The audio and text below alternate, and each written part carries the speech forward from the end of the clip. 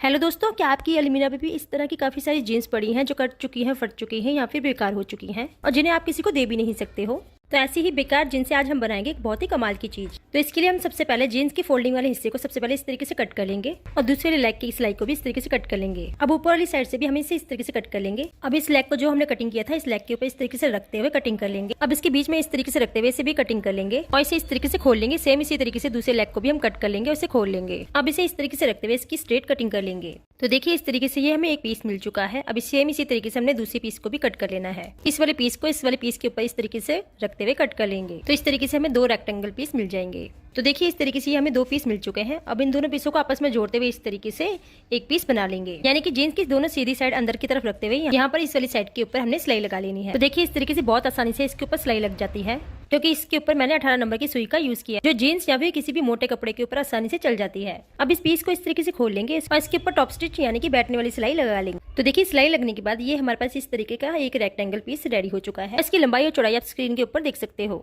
अब इसके बाद इसे इस तरीके से फोल्ड करते हुए इसे चारों तरफ से फिनिश कर लेना है। तो देखिए इस तरीके से मैंने इसकी चारों तरफ से सिलाई लगा ली है। अब इसे इस तरीके से फोल्ड कर लेंगे। अब एक बार और इसे हम बीच में से यानी कि सेंटर में से इसे इस तरीके से फोल्ड कर लेंगे। अब इसके बाद इसे यहाँ से इस तरीके से फोल्ड करते हुए इसे बीच में से इस तरीके से फ्लैट बिछाना है और सेम इसी तरीके से हमने इसे दूसरी तरफ इस तरीके से पलटते हुए इसे फ्लैट बिछा लेना है। बस इसमें आपने एक बात का ध्यान रखना है कि सारे कॉर्नर आपके अच्छी तरीके से एक दूसरे के साथ मिलने चाहिए। अब इसके बाद इसे यहाँ से फोल्ड कर लेंगे और दूसरी तरफ से भी इसे इस तरीके से फोल्ड कर लेंगे। अब लास्ट में से हम एक बारी और इस तरीके से फोल्ड करेंगे। तो इस तरीके से दोनों कॉर्नर को पकड़ते हुए इस तरीके से फोल्ड कर लेंगे और यहाँ पर इसके ऊपर हमने सिलाई लगा लेनी है। तो मैं इसे इस तरीके से सुई धागे से ही सील लूंगी। तो देखिए इसे सीलने का तरीका भी आप देख लीजिए। तो यहाँ से हमने इसके अंदर हाथ डालते हुए इस तरीके से इसे सील लेना है, क्योंकि हमने इसके नीचे वाले कपड़े को नहीं सीलना है, इसके ऊपर वाले कपड़े को ही हमने इस तरीके से सुई धागे से इस तरीके से सील लेना है। तो देखिए इस तरीके से मैंने इसे ऊपर की तरफ सील लिया है। अब इस नीचे वाली साइड के ऊपर भी इसे हमने सील लेना है। तो देखिए नीचे वाली तरफ से भी इसे हमने इस तरीके से सील लिया है। सेम इसी तरीके से हम दूसरे कॉर्नर को भी इसी तरीके से स्टिच कर लेंगे।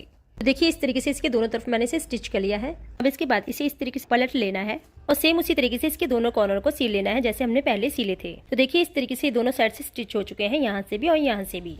अब इसके बाद मैंने यहाँ पे दो स्टील के हैंगर लिए हैं इस तरीके के। इस हैंगर को इस तरीके से इसके साथ अटैच करते हुए सील लेंगे। आप चाहो तो यहाँ पे सेफ्टी पिन का भी यूज कर सकते हो या फिर क्लॉथ पिन का भी यूज कर सकते हो। तो मेरे पास अभी सेफ्टी पिन नहीं थी तो मैं आपको इसे सुई धागे से ही सील के दिखा रही हूँ। सेफ्टी पिन का फायदा ये होगा कि बाद में इसे आसानी से आप निकाल कर वॉश कर सकते हो और बाद में इसे इस तरीके से लगा सकते हो। तो देखिए इसे इस तरीके से मैंने दोनों तरफ से स्टिच कर लिया है।